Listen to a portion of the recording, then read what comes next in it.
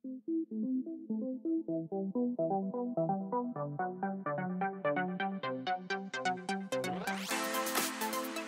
오히려 아이들 영양일 텐데요.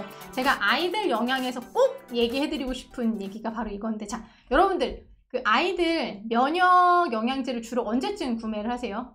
오늘 여기 이제 임신 수유부도 계시고 오메가3 출산 한 달 전, 오메가3 괜찮으세요? 오메가3 출산 한 달 전부터 먹지 말라는 거는 그 EPA라고 하는 혈소판이죠. 혈액을 뭉치게 하는 거, 지혈하게 하는 그거가 뭉치지 않아서 혈액 부드럽게 하는 거 문제 때문에 그런데 1g 정도 먹는 걸로 인해서 출혈이 잡히지 않아서 문제가 생겼다라는 이야기는 없습니다. 그 정도로 금기사항인 부분은 아니고요. 그래서 1g 정도로 드시던 거는 유지하셔도 무리는 없으세요. 걱정 안 하셔도 괜찮으세요. 뭐 병원에서 절대 먹지 마라고 의사분들이 얘기하시는 케이스도 아니고요. 1g 내에서는 크게 무리는 없습니다. 우리가 보통 아이들 면역을 관리하실 때 어머님들이 그런 걸 많이 사세요. 홍삼, 그리고 뭐죠? 요즘에 또 많이 나오는 알로에, 뭐 이런 것들 많이 사시는데 사실은 우리가 면역이라고 하는 거는 두 가지 측면이에요. 하나는 면역세포, 군인들이고요. 면역장벽은 보호막입니다. 보호막인데 우리가 먹는 홍삼이나 이런 것들은 직접적으로 이 둘을 생성을 하지는 못해요. 면역세포가 활발하게 놀 수 있게는 도와주지만 그럴 때는 뭐가 필요하냐면 기본적으로는 영양이 가장 중요합니다. 그래서 아이들의 면역을 하는 데 있어서 진짜 잔병치레 잦은 아이들 같은 경우에는 사실은 이게 제일 중요해요. 우리가 아이들이 성장을 한다라는 거는 결론적으로 안에서 세포가 굉장히 빠른 속도로 만들어진다 라고 생각을 하시면 됩니다. 이 세포가 빠르게 만들어지는 데 있어서의 가장 중요한 영양소가 바로 아연과 철분이에요. 또 하나 더 가자면 비타민 A, A까지도 이렇게 보고 있는데 그 부분에 있어서 이 두 가지가 특히 아연과 철분 같은 경우에는 음식을 통해서만 얻는 미네랄이다 보니까 편식이 심한 아이들 그리고 밥 먹는 거를 사랑하지 않는 아이들이 있어요. 이 두 아이들 같은 경우에는 결핍이 심할 수밖에 없습니다. 그리고 땀을 많이 흘리는 아이들 같은 경우에 특히 뭐 잦은 코피 이런 것도 여기에 포함이 될 수가 있겠죠. 이렇게 되면 문제가 뭐냐면 아연, 철분 같은 경우가 결핍이 밥을 잘 안 먹으면 얘가 결핍돼요. 근데 얘가 결핍되면 또다시 식욕 저하가 나타나요. 그럼 이 악순환을 계속 밟는 겁니다. 그래서 실질적으로 아연, 철분 몇 살쯤부터 해당되는 영양분인가요? 잘 질문 주셨는데요. 철결핍성 빈혈이 가장 흔한 연령대가 5세 이하입니다. 5세 이하. 왜냐? 굉장히 급속도로 빨라지는 성장기인데 저도 저희 아들의 이유식을 잘 못했거든요. 아이가 일단은 제 요리 솜씨가 안 좋았는지 이유식을 좋아하지 않았어요.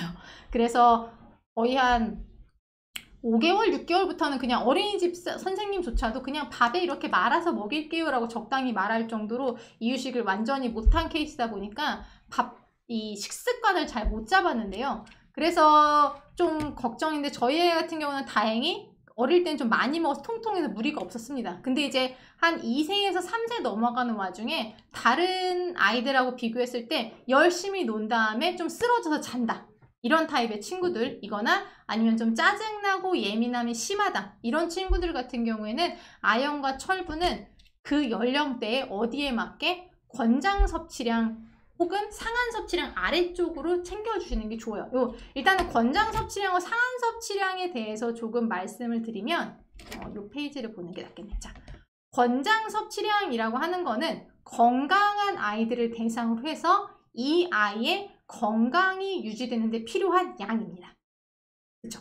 그러면 건강하지 않은 아이다 라고 한 6mg이 어느 정도냐고요? 요거는 용량 비교는 조금 어려운데요. 아이들 영양제가 보통 10mg 전후로 나와 있어요. 용량이 그 성분표 보시면은 얼마인지 써 있거든요. 그리고 상한 섭취량이라고 하는 것 또한 건강한 아이들의 건강 유지를 하는데 이 상한 섭취량까지 먹는 거는 문제가 안 돼. 근데 상한 섭취량 이상을 넘게 되면은 문제가 생길 수 있으니까 먹지 마 라고 하는 주의사항인 거예요.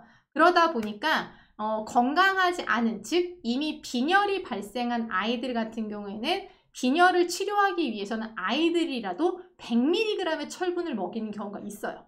이 경우가 어떤 경우냐? 병원에서 실제 그 혈액 검사하고 처방을 주시는 경우들이 있죠. 근데 이제 어머님들이 이 시점에서 많이들 오해를 하시는 게 한 병을 처방받아 먹였습니다. 괜찮아졌어요. 그쵸? 괜찮아졌는데 또 병원에 가야 되나? 귀찮은데 그냥 온라인 살까? 그러시는 분들이 많아요. 근데 용량 차이가 굉장히 많이 나요. 용량 차이가 많이 나기 때문에 병원에서 만일에 이것만 먹고 더 안 먹어도 돼요 라고 얘기를 한 거면 문제가 안 되는데 아이의 철결핍 상태가 너무 심해서 철결핍이 겉으로 드러나는 증상은 제일 흔한 거는 굉장히 많이 피곤해합니다. 그래서 그런 경우가 있어요. 잘 먹는데 또래에 비해서 성장 속도가 너무 빨라도 철결핍이 상대적으로 나타납니다. 특히 키 성장 빨리 나타나는, 유전적으로 좀 빨리 크는 친구들이 있거든요. 그런 친구들 같은 경우에는 철분 같은 경우는 권장 섭취량 정도로 일반적인 상황에서 보충을 해주시고 빈혈 진단받았을 경우에는 처방 용량으로, 그래서 처방하신 다음에 철분제 구매하실 때에는 가능하면 약국에서 적절한 용량을 추천받고 사시거나 아니면 병원 원장님하고 한 번 더 상의해 주시는 게 좋으세요. 그리고 아연 같은 경우는 이제 우리가 건강기능식품 보시게 되면 제품 뒤에 영양기능 정보라고 해서 기능성 내용에 얘가 어떤 역할을 해요 라고 써 있는 거 있는데 거기에 있어서 이 아연이 정상적인 면역 기능의 필요라고 하는 이 면역 멘트 때문에, 면역 여러분들 좋아하세요 아니세요? 너무 좋아하시죠? 그래서 너무 많은 제품에 들어가 있어요. 그래서 아연은 오히려 주의하실 게 뭐냐, 영양제를 2-3가지 이상 먹이실 때 너무 저게 상한 섭취량 넘지 않도록. 그래서 저는 오늘 또 말씀드리고 싶었던 것 중에 하나가 뭐냐면 요즘에 여러분들 요구르트나 아이들 요 간식 이런 것도 과하게 미네랄이 들어가 있어요.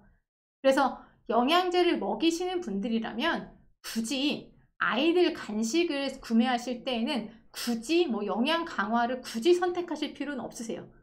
이미 여기도 아연이 들어있고 저기도 아연 들어있고 저기도 아연 들어있다 좋은 건 전혀 상관없고 좋을 게 없거든요. 영양제는 추업을 알약 젤리 다 상관없습니다. 저도 제품 개발에도 관여를 했는데 아이들 영양제를 만들 땐 저희가 주되게 생각하는 건 딱 하나입니다. 맛있냐? 맛없냐?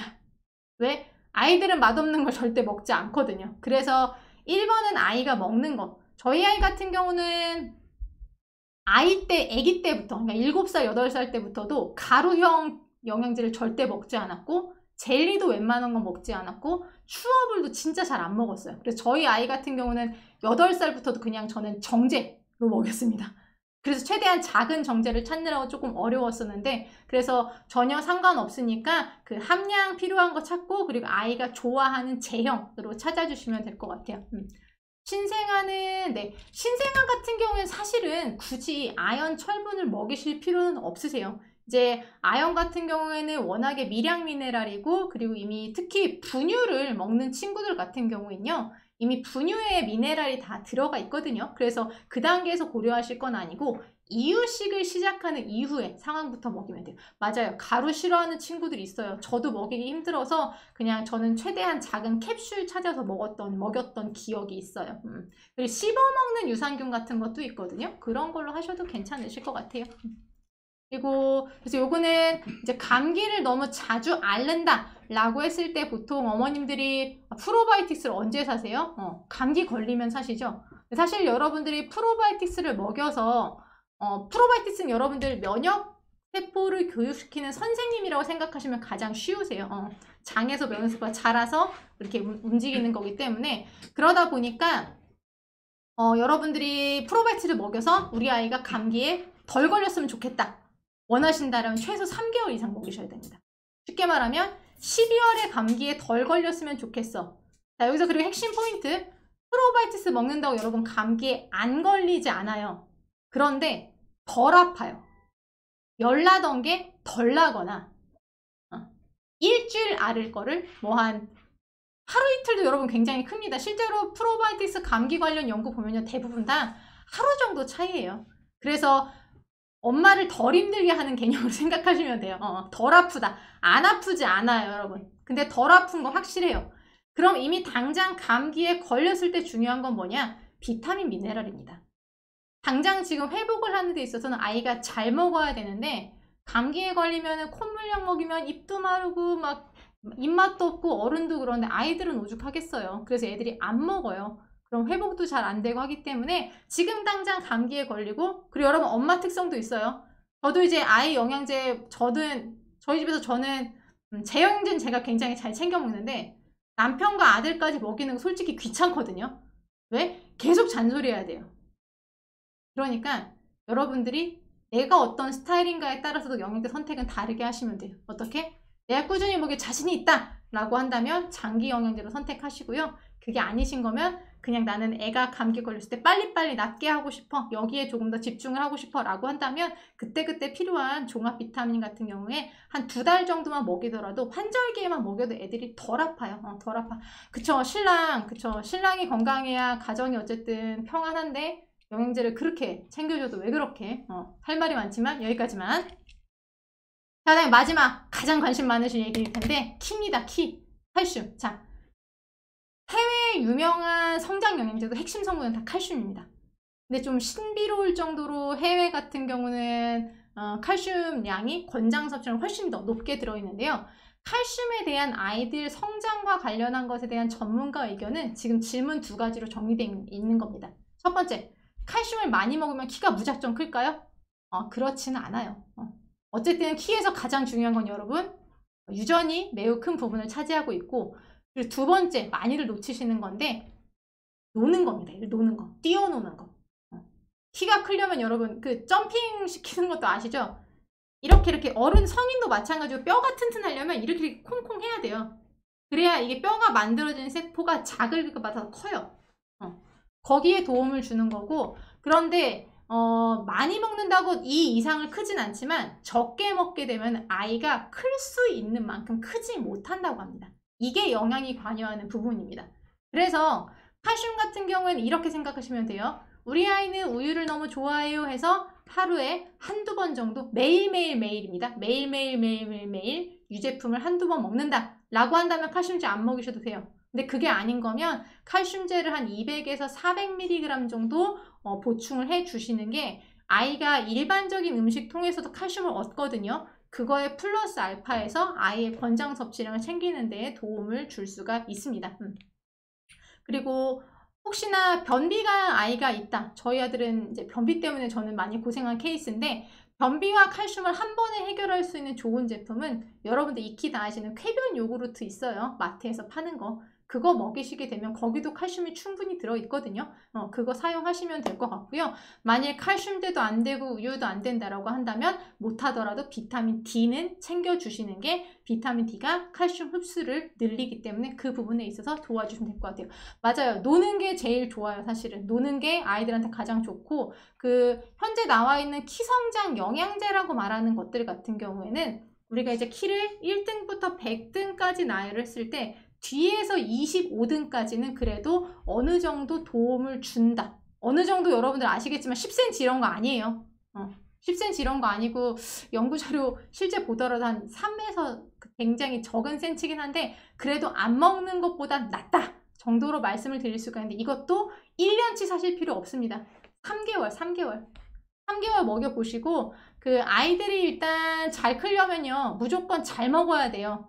그래서 키성장 영양제라고 이제 그 기능성 받아져 있는 성분의 황기라는 성분 같은 경우도 보통 아이들이 밥 잘 안 먹고 할 때 한방에서 쓰는 핵심 원재료 중에 하나거든요. 그래서 밥을 너무 잘 안 먹고 하는 친구, 정말 뒤에서 정말 25등, 30등 하는 그런 친구들 같은 경우에는요, 뭐 지금 키성장 영양제로 나와 있는 거 3개월 정도는 먹여주시는 것도 나쁘지 않으세요.